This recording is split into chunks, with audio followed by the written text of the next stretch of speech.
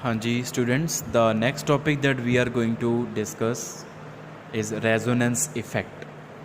तो बेटा resonance effect की चीज़ ਹੁੰਦੀ ਆ। ਆਪਾਂ रेजोनेंस पढ़ चुके हैं। What is resonance? It is simply the delocalization of electrons. ਜਦੋਂ ਕਿਸੇ ਵੀ ਕੰਪਾਊਂਡ ਦੇ ਵਿੱਚ ਕਿਸੇ ਵੀ ਸਿਸਟਮ ਦੇ ਵਿੱਚ ਪਾਈ ਇਲੈਕਟ੍ਰॉन्स ਦੀ ਜਾਂ ਕੋਈ ਐਸਾ ਐਟਮ ਲੱਗਿਆ ਜਿਹਦੇ ਕੋਲ ਲੋਨ ਪੇਅਰ ਪਿਆ ਹੋਇਆ ਵਾ, ਉਹਨਾਂ ਪਾਈ ਇਲੈਕਟ੍ਰॉन्स ਦੀ ਜਾਂ ਜਿਹੜੇ ਉਹ ਨॉन ਬੌਂਡਡ ਇਲੈਕਟ੍ਰॉन ਪੇਅਰਸ ਹੈਗੇ ਉਸ ਐਟਮ ਦੇ, ਅਗਰ ਉਹਨਾਂ ਦੀ ਡੀਲੋਕਲਾਈਜੇਸ਼ਨ ਹੁੰਦੀ ਆ ਤਾਂ ਬੇਟਾ ਉਹਨੂੰ ਆਪਾਂ ਰੈਜ਼ੋਨੈਂਸ ਦਾ ਨਾਮ ਦਿੰਦੇ ਆ। ਤੇ ਰੈਜ਼ੋਨੈਂਸ ਇਫੈਕਟ ਵੀ ਰੈਜ਼ੋਨੈਂਸ ਦਾ ਹੀ ਪਾਰਟ ਆ। what is resonance effect? It is permanent displacement of electrons which is brought about by resonance। ਜਦੋਂ resonance ਦੇ ਕਰਕੇ ਮੋਲੀਕਿਊਲ ਦੇ ਵਿੱਚ ਇਲੈਕਟ੍ਰॉन्स ਦੀ ਪਰਮਾਨੈਂਟ ਡਿਸਪਲੇਸਮੈਂਟ ਹੋ ਜਾਵੇ ਤਾਂ ਇਸ ਇਫੈਕਟ ਨੂੰ ਰੈਜ਼ੋਨੈਂਸ ਇਫੈਕਟ ਬੋਲਦੇ ਆ। ਪਰਮਾਨੈਂਟ ਡਿਸਪਲੇਸਮੈਂਟ ਮੀਨਸ ਕਿ ਮੰਨ ਲਓ ਕਿ ਦੋ ਪਾਈ ਇਲੈਕਟ੍ਰॉन्स ਆ, ਪਾਈ ਇਲੈਕਟ੍ਰॉन ਪੇਅਰ ਆ, ਉਹ ਪਹਿਲਾਂ C1 ਐਂਡ C2 ਦੇ ਵਿਚਕਾਰ ਸੀ, ਰੈਜ਼ੋਨੈਂਸ ਹੋ ਗਈ ਤਾਂ ਉਹੀ ਬੌਂਡ ਉਹੀ ਇਲੈਕਟ੍ਰॉन्स ਹੁਣ C2 ਐਂਡ C3 ਦੇ ਵਿਚਕਾਰ ਆ ਗਏ। ਦਿਸ ਡਿਸਪਲੇਸਮੈਂਟ ਵਿਚ is brought about by resonance is called resonance effect। And if we talk about resonance effect of an atom or a group, ਤਾਂ ਉਹਨੂੰ ਅਸੀਂ ਕਿੱਦਾਂ ਡਿਫਾਈਨ ਕਰ ਸਕਦੇ ਹਾਂ? what is resonance effect of an atom or a group? ਤਾਂ ਉਹ ਹੁੰਦਾ ਵਾ ਬੇਟਾ ਕਿ ਮੰਨ ਲਓ ਸਾਡੇ ਕੋਲ ਕੋਈ ਐਟਮ ਆ ਜਾਂ ਕੋਈ ਗਰੁੱਪ ਆਫ ਐਟਮਸ ਆ, ਉਹਨੂੰ ਅਸੀਂ ਅਨਸੈਚੂਰੇਟਡ ਕਾਰਬਨ ਦੇ ਉੱਪਰ ਲਗਾਤਾ ਜਾਂ ਉਹਨੂੰ ਅਸੀਂ ਕੰਜੂਗੇਟਡ ਸਿਸਟਮ ਦੇ ਉੱਪਰ ਲਗਾਤਾ। ਕੰਜੂਗੇਟਡ ਸਿਸਟਮ ਕੀ ਹੁੰਦਾ ਵਾ? Alternate double bonds, double single double single double single. ਜਾਂ ਉਹਨੂੰ ਅਸੀਂ ਇੱਕ ਐਸੀ ਕਾਰਬਨ 'ਤੇ ਲਗਾਤਾ ਜਿਹਨੇ ਦੂਸਰੀ ਕਿਸੇ ਹੋਰ ਕਾਰਬਨ ਦੇ ਨਾਲ ਮਲਟੀਪਲ ਬੌਂਡ ਬਣਾਇਆ ਹੋਇਆ, ਪਾਈ ਬੌਂਡ ਬਣਾਇਆ ਹੋਇਆ। ਤਾਂ ਉਹ ਐਟਮ ਜਾਂ group of atom the tendency ਕਿ ਉਹ ਆਪਣੇ ਇਲੈਕਟ੍ਰॉन्स ਨੂੰ ਡੀਲੋਕਲਾਈਜ਼ ਕਰਵਾ ਲਵੇ ਜਾਂ ਉਹ ਆਪਣੇ ਇਲੈਕਟ੍ਰॉन्स ਨੂੰ ਕੰਜੂਗੇਟਡ ਸਿਸਟਮ ਨੂੰ ਦੇ ਦੇਵੇ ਜਾਂ ਉਹ ਕੰਜੂਗੇਟਡ ਸਿਸਟਮ ਤੋਂ ਇਲੈਕਟ੍ਰॉन्स ਲੈ ਲਵੇ ਥਰੂ ਰੈਜ਼ੋਨੈਂਸ, ਤਾਂ this is called resonance effect of that particular atom ਔਰ ਅ ਗਰੁੱਪ। ਆਈ ਰਿਪੀਟ ਕਿ ਜਦੋਂ ਕਿਸੇ ਐਟਮ ਨੂੰ ਜਾਂ ਗਰੁੱਪ ਆਫ ਐਟਮਸ ਨੂੰ ਅਸੀਂ ਕਿਸੇ ਕੰਜੂਗੇਟਡ ਸਿਸਟਮ 'ਤੇ ਲਗਾ ਦਿੰਦੇ ਹਾਂ ਜਾਂ ਕਿਸੇ ਐਸੀ ਕਾਰਬਨ 'ਤੇ ਲਗਾ ਦਿੰਦੇ ਹਾਂ, ਐਸੇ ਕੰਪਾਊਂਡ ਦੇ ਉੱਪਰ ਲਗਾ ਦਿੰਦੇ ਹਾਂ ਜਿਹਦੇ ਵਿੱਚ ਪਾਈ ਬੌਂਡਸ ਬਣੇ ਹੋਏ ਆ, ਜਿਹੜੀ ਕਾਰਬਨ ਨੇ ਪਾਈ ਬੌਂਡ ਬਣਾਏ ਆ, ਅਗਰ ਅਸੀਂ ਆਪਾਂ ਉਸ ਕਾਰਬਨ ਦੇ ਉੱਪਰ ਕਿਸੇ ਗਰੁੱਪ ਨੂੰ ਲਗਾ ਦਈਏ ਤਾਂ ਉਹ ਗਰੁੱਪ ਅਗਰ ਉਸ ਕੰਪਾਊਂਡ ਤੋਂ ਜਿਹਦੇ ਉੱਪਰ ਉਹਨੂੰ ਲਗਾਇਆ ਵਾ ਉੱਤੋਂ ਇਲੈਕਟ੍ਰॉन ਲੈ ਲਵੇ ਜਾਂ ਉਹਨੂੰ ਇਲੈਕਟ੍ਰॉन ਦੇਣੇ ਸ਼ੁਰੂ ਕਰ ਦੇਵੇ through resonance. Through resonance means permanently ਆਪਣੇ ਇਲੈਕਟ੍ਰॉन्स ਨੂੰ ਡਿਸਪਲੇਸ ਕਰੇ ਜਾਂ ਪਰਮਾਨੈਂਟਲੀ ਇਲੈਕਟ੍ਰॉन्स ਲਵੇ ਜਾਂ ਪਰਮਾਨੈਂਟਲੀ ਇਲੈਕਟ੍ਰॉन्स ਦੇਵੇ। ਪਰਮਾਨੈਂਟਲੀ ਵਰਡ ਦਾ ਮਤਲਬ ਇਹ ਨਿਗਾ ਕਿ ਸਿਰਫ ਇਲੈਕਟ੍ਰॉन्स ਨੂੰ ਅਟਰੈਕਟ ਕਰੇ ਜਾਂ ਕੁਝ ਰਿਪੈਲ ਕਰੇ ਨਾ, ਇਲੈਕਟ੍ਰॉन ਪੇਅਰ ਨੂੰ ਜਾਂ ਤਾਂ ਪੂਰੀ ਤਰ੍ਹਾਂ ਰਿਸੀਵ ਕਰ ਲਵੇ ਜਾਂ ਪੂਰੀ ਤਰ੍ਹਾਂ ਡੋਨੇਟ ਕਰ ਦੇਵੇ। ਇਹਨੂੰ ਅਸੀਂ ਬੋਲਦੇ ਹਾਂ ਪਰਮਾਨੈਂਟ ਡਿਸਪਲੇਸਮੈਂਟ ਆਫ ਇਲੈਕਟ੍ਰॉन्स। ਤਾਂ ਉਹਨੂੰ ਅਸੀਂ ਇਸ ਇਫੈਕਟ ਨੂੰ ਅਸੀਂ ਉਸ ਐਟਮ ਜਾਂ ਗਰੁੱਪ ਦਾ ਰੈਜ਼ੋਨੈਂਸ ਇਫੈਕਟ ਦਾ ਨਾਮ ਦਿੰਦੇ ਹਾਂ। ਆਪਾਂ ਐਗਜ਼ਾਮਪਲ ਲਵਾਂਗੇ ਫਿਰ ਤੁਹਾਨੂੰ ਬੈਟਰ ਕਲੈਰਿਟੀ ਹੋਊਗੀ ਇਹਦੀ। ਫੋਰ ਐਗਜ਼ਾਮਪਲ ਮੇਰੇ ਕੋਲ ਆਹ ਸਿਸਟਮ ਸੀਗਾ, ਮੰਨ ਲਓ ਮੇਰੇ ਕੋਲ ethene molecule, I have ethene molecule CH2 double bond CH2। ਤਾਂ ਉਹਦੇ ਵਿੱਚੋਂ ਇੱਕ ਕਾਰਬਨ ਦੀ ਹਾਈਡਰੋਜਨ ਕੱਢ ਕੇ ਮੰਨ ਲਓ ਕਿ ਮੈਂ ਉਹਦੇ ਉੱਪਰ ਕਲੋਰੀਨ ਲਗਾਤਾ ਤਾਂ ਮੇਰੇ ਕੋਲ ਆ ਗਿਆ CH2 double bond CH single bond Cl। ਹੁਣ ਆ ਇੱਕ ਕਲੋਰੀਨ ਐਟਮ ਨੂੰ ਮੈਂ ਇੱਕ ਐਸੀ ਕਾਰਬਨ 'ਤੇ ਲਗਾਇਆ ਜਿਹਦਾ ਕਿ ਪਾਈ ਬੌਂਡ ਬਣਿਆ ਹੋਇਆ, ਅਤੇ ਹੁਣ ਇਹ ਕਲੋਰੀਨ ਐਟਮ ਦੇ ਕੋਲ 3 ਲੋਨ ਪੇਅਰ ਪਏ ਹੋਏ ਆ। ਤਾਂ ਜਦੋਂ ਇਹ ਕਲੋਰੀਨ ਐਟਮ ਨੂੰ ਮੈਂ ਇਸ ਕਾਰਬਨ 'ਤੇ ਲਗਾਇਆ ਤਾਂ ਕਲੋਰੀਨ ਐਟਮ ਨੇ ਆਪਣਾ ਰੈਜ਼ੋਨੈਂਸ ਇਫੈਕਟ ਦਿਖਾਉਣਾ ਸ਼ੁਰੂ ਕਰ ਦੇਣਾ। ਰੈਜ਼ੋਨੈਂਸ ਇਫੈਕਟ ਕੀ ਆ? ਜੇ ਆਪਾਂ ਦੇਸੀ ਤਰੀਕੇ ਨਾਲ ਸਮਝ ਨਾ ਹੋਵੇ, ਵੈਸੇ ਤੁਹਾਨੂੰ ਟੈਕਨੀਕਲੀ ਸਮਝਾਤਾ ਕੀ ਆ, ਤਾਂ ਕਲੋਰੀਨ ਲੋਨ ਪੇਅਰਸ ਨੂੰ ਚੱਕ ਕੇ ਥੱਕ ਚੁੱਕਿਆ ਵਾ। ਉਹਨੇ ਇਸ ਕਾਰਬਨ ਨੂੰ ਪੁੱਛਣਾ ਕਿ ਥੋੜ੍ਹੀ ਦੇਰ ਲਈ ਮੇਰੇ ਇੱਕ ਲੋਨ ਪੇਅਰ ਨੂੰ ਤੂੰ ਸ਼ੇਅਰ ਕਰ ਲੈ, ਆਈ ਐਮ ਸੋ ਟਾਇਰਡ। ਤਾਂ ਇਸ ਕਾਰਬਨ ਨੇ ਕਹਿਣਾ ਮੇਰੇ ਤਾਂ ਆਲਰੇਡੀ 4 ਬੌਂਡਸ ਬਣੇ ਹੋਏ ਆ। ਤਾਂ ਕਲੋਰੀਨ ਨੇ ਕਹਿਣਾ ਕਿ ਤੂੰ ਨੈਕਸਟ ਕਾਰਬਨ ਵਾਲਾ ਪਾਈ ਬੌਂਡ ਤੋੜ ਲੈ। ਤਾਂ ਇਸ ਕਾਰਬਨ ਨੇ ਕਹਿਣਾ ਮੈਂ ਉਹਦੇ ਕੋਲ ਪੁੱਛ ਕੇ ਆਉਂਦੀ ਹਾਂ। ਤਾਂ ਇਸ ਕਾਰਬਨ ਨੇ ਇਸ ਕਾਰਬਨ ਨੂੰ ਪੁੱਛਿਆ ਕਿ ਕਲੋਰੀਨ ਕੋਲ ਲੋਨ ਪੇਅਰ ਦਾ ਭਾਰ ਬਹੁਤ ਜ਼ਿਆਦਾ ਵਾ, ਉਹ ਮੇਰੇ ਨਾਲ ਸ਼ੇਅਰ ਕਰਨਾ ਚਾਹੁੰਦੀ ਕਿ ਮੈਂ ਤੇਰੇ ਵਾਲਾ ਪਾਈ ਬੌਂਡ थोड़ी देर लिए तोड़दा, वो इलैक्ट्रॉन तू रख ली, मैं क्लोरीन तो इलैक्ट्रॉन ले लैने हैं। तो इस कार्बन ने हाँ करती, तो वॉट हैपन्स, क्लोरीन वाला लोन पेयर शेयर हो गया, बॉन्ड के उपर एरो पाने का मतलब शेयरिंग ऑफ इलैक्ट्रॉन, तो जिहड़ा आ इलैक्ट्रॉन पेयर शेयर्ड सीगा वो पूरा इलैक्ट्रॉन पेयर कार्बन को चला गया, एंड वी गेट ये रेजोनेंस या डीलोकलाइजेशन हो रही है। CH2 negative, single bond, CH double bond, Cl positive.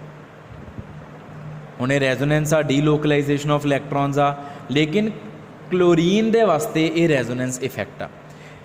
हुण इहदे तुसीं देख सकते हैं कि क्लोरीन ने अपना इलैक्ट्रॉन पेयर दिता आ, डोनेट किया आ, जिहड़ा उहदा इलैक्ट्रॉन पेयर सीगा वो हुण पाई इलैक्ट्रॉन पेयर बन चुकिया, जिहड़ा उहदा लोन पेयर सीगा स्ट्रक्चर नंबर 1 दे विच, जिहड़ा क्लोरीन दा लोन पेयर सीगा स्ट्रक्चर नंबर 2 दे विच, वो हुण लोन पेयर नहीं रह चुकिया, वो हुण पाई इलैक्ट्रॉन पेयर बन चुकिया।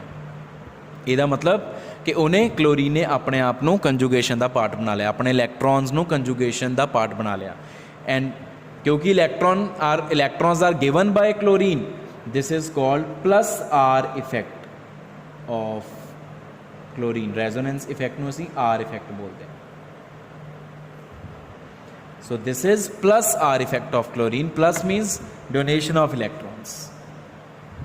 फाइन। हुण एक एग्जाम्पल होर करते हैं। मान लो आ सेम इथीन मॉलीक्यूल आ, CH2 डबल बॉन्ड CH2, इत्थे CH करके हाइड्रोजन कट के मैं इत्थे कार्बोनिल ग्रुप लगाता। I have attached carbonyl group.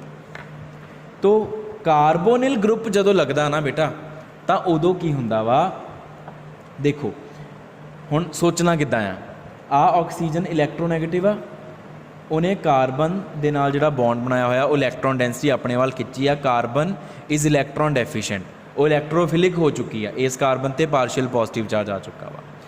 तो इस कार्बन ने इस कार्बन नूं कहा कि यार ऑक्सीजन तो बहुत इलैक्ट्रोनैगेटिव आ, वो तो सारी इलैक्ट्रॉन डेंसिटी खिंच के बैठे आ, मेरे तो पार्शियल पॉजिटिव चार्ज आया, इलैक्ट्रॉन की कमी फील हो रही आ, कि मैं ऑक्सीजन तो बॉन्ड तोड़ के उन्होंने इलैक्ट्रॉन दे दिनी आ, क्योंकि उन्होंने इलैक्ट्रॉन चाहिए आ कि तू इस कार्बन ने इस कार्बन को कहा कि तू मेरे नाल पाई बॉन्ड बना लेंगी, क्योंकि ऑक्सीजन तो इलैक्ट्रॉन खिंची जाता, मैं उन्होंने दे ही देने इलैक्ट्रॉन तोड़ के। तो इस कार्बन ने कहा कि मैं इतों पुछ के आनी आ। तो इस कार्बन ने इस कार्बन को पूछा कि कार्बन कार्बन पिछली वाली कार्बन को it is running short of electrons, कि मैं आ वाला पाई बॉन्ड उहदे नाल बना ला, तेरे तो इलैक्ट्रॉन लैके उहदे नाल शेयर कर ला। तो इस कार्बन ने हाँ करती। यही होया, फिर आ पाई बॉन्ड इत्थे शिफ्ट हो गया, तो आ पाई बॉन्ड इत्थे शिफ्ट हो गया, डीलोकलाइजेशन ऑफ इलैक्ट्रॉन्स हो रही है। तो होया कि इस कार्बन ते आ गया पॉजिटिव चार्ज, इस कार्बन को कोई फर्क नहीं पिया, इत्थे आ गया डबल बॉन्ड, इस कार्बन को कोई फर्क नहीं पिया, ओ दे उपर आ गया नैगेटिव चार्ज। तो डीलोकलाइजेशन ऑफ इलैक्ट्रॉन्स होगी। This is structure number 1 and this is structure number 2, this is resonance actually. Now what has happen कि जिहड़ा कार्बोनिल ग्रुप सी उन्हें आ इथीन मॉलीक्यूल के उपर जो मैं उन्होंने लगाया तो उन्हें इथीन वाले पाई इलैक्ट्रॉन्स को अपने वाल खिंच लिया। It has taken electrons from ethene molecule. This type of resonance effect is called minus R effect. So this is minus R effect of carbonyl group. तो carbonyl group का हमेशा minus R effect है। ये है बेटा resonance effect कि अपने इलैक्ट्रॉन्स नू दे देना या सिस्टम तो इलैक्ट्रॉन्स नू अपने ऊपर ले लेना।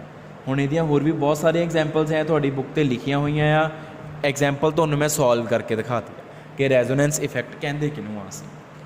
फिर बेटा इहदे विच आ जांदा वा साडे कोल एप्लीकेशनस ऑफ रेजोनेंस इफेक्ट, कि रेजोनेंस इफेक्ट दीयां एप्लीकेशनस की है। तो पहली एप्लीकेशन दा बेटा हैगी आ लो reactivity of vinyl halides and aryl halides.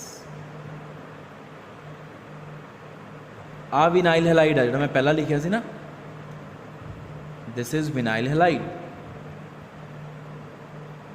And this is aryl halide. आप क्लोराइड दे एग्जाम्पल ले लिए। हुण लो रिएक्टिविटी का मतलब की है कि जिहड़ा आ वाला बॉन्ड है ना CCl बॉन्ड या आ वाला CCl बॉन्ड, ये दोनों CCl बॉन्ड जिहड़े आ बहुत स्ट्रोंग हो जाते आ ते ये ईजिली ब्रेक नहीं करते, तो मॉलीक्यूल रिएक्ट ही नहीं करता किसी ना। उहदे पिछे कारण की आ कि due to +R effect of chlorine, chlorine का जिहड़ा इलैक्ट्रॉन पेयर आ वो कंजुगेटेड सिस्टम का पार्ट बन चुकिया, इलैक्ट्रॉन पेयर कंजुगेटेड सिस्टम का पार्ट बन चुकिया। रेजोनेंस इफैक्ट करके मतलब रेजोनेंस हो रही है, तो रेजोनेंस करके की आ कि जिहड़ा आ CCl बॉन्ड है ना ये उपर पार्शियल डबल बॉन्ड करैक्टर आ चुकिया वा। आ चीज़ असल दे विच आ चीज़ हो चुकी है, it is having partial double bond character. तो डबल बॉन्ड करैक्टर आने का मतलब ये CCl बॉन्ड हुण सिंगल बॉन्ड नहीं रहा है, इस डबल बॉन्ड करैक्टर आ गया, मतलब ये हुण स्ट्रोंग हो गया। जे ये स्ट्रोंग हो गया तो इन्हूं तोड़ना की आ मुश्किल, जिहदे करके आ मॉलीक्यूल या आ मॉलीक्यूल ईजिली रिएक्ट नहीं करते, ये लो रिएक्टिविटी का कारण आ। दूसरा है high acidic strength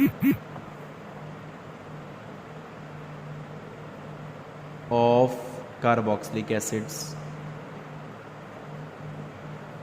carboxylic acids बड़े स्ट्रोंग एसिड्स होंदे आ। कारण की आ, कारण यह आ कि जदों कार्बोक्सिलिक एसिड मॉलीक्यूल ब्रेक कर जाता है, when it breaks it gives us H positive and carboxylate ion। आ कार्बोक्सीलेट आयन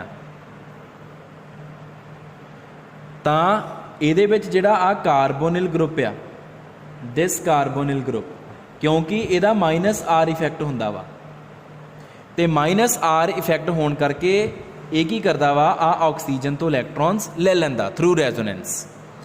तो जदों इन्हें ऑक्सीजन तो आ नैगेटिव चार्ज ले लिया, आप ये अपने उपर आ गया नैगेटिव चार्ज, तो इनू असीं कहने नैगेटिव चार्ज फैल गया, इनू बोलते हैं डिस्पर्सल ऑफ नैगेटिव चार्ज। तो आपां लोअर क्लासिस दे विच पढ़ते हैं कि dispersal of charge provides stability to the molecule और आयन। इस तरीके नाल आपां इनू शो कर सकते हैं। देखो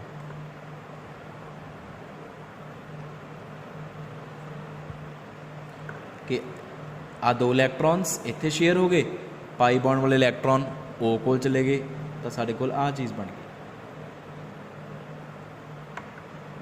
तो नैगेटिव चार्ज देखो डिस्पर्स हो गया ना, पहला इस ऑक्सीजन ते आ, फिर इस ऑक्सीजन ते आ गया, फिर इत्थे चल जूगा, फिर इत्थे आ जूगा, फिर इत्थे चल जू, फिर इत्थे आ जूगा। This is dispersal of charge, फैल गया चार्ज, जिहदे करके आ स्पीशीज़ बहुत स्टेबल आ। तो अगर आ स्पीशीज़ स्टेबल आ तो कार्बोक्सिलिक एसिड का जिहड़ा मॉलीक्यूल आ उहदे विचों H पॉजिटिव बहुत ईजिली निकलूगा, क्योंकि पता कार्बोक्सिलिक एसिड के मॉलीक्यूल नूं कि जदों मेरे चो H पॉजिटिव निकल गया फिर मैं बहुत स्टेबल हो जाना। To acquire stability it releases H positive ion very easily, and जेडे मॉलीक्यूल्स तो H पॉजिटिव बहुत जल्दी निकले फिर बहुत स्ट्रोंग एसिड होंगे, एसिड तो होंगे पर बहुत स्ट्रोंग एसिड होंगे आ। That's why carboxylic acids are strongly acidic, they are strong acids because H positive is released from them very easily, as the release of H positive gives us carboxylate ion which is stabilized due to resonance, due to -R effect of carbonyl group. The last thing which is to be told about resonance effect is that resonance effect is also called mesomeric effect and conjugative effect। तो ये दो नाम नाल याद रखने हैं, mesomeric effect and conjugative effect। So this is all about the resonance effect, that's it।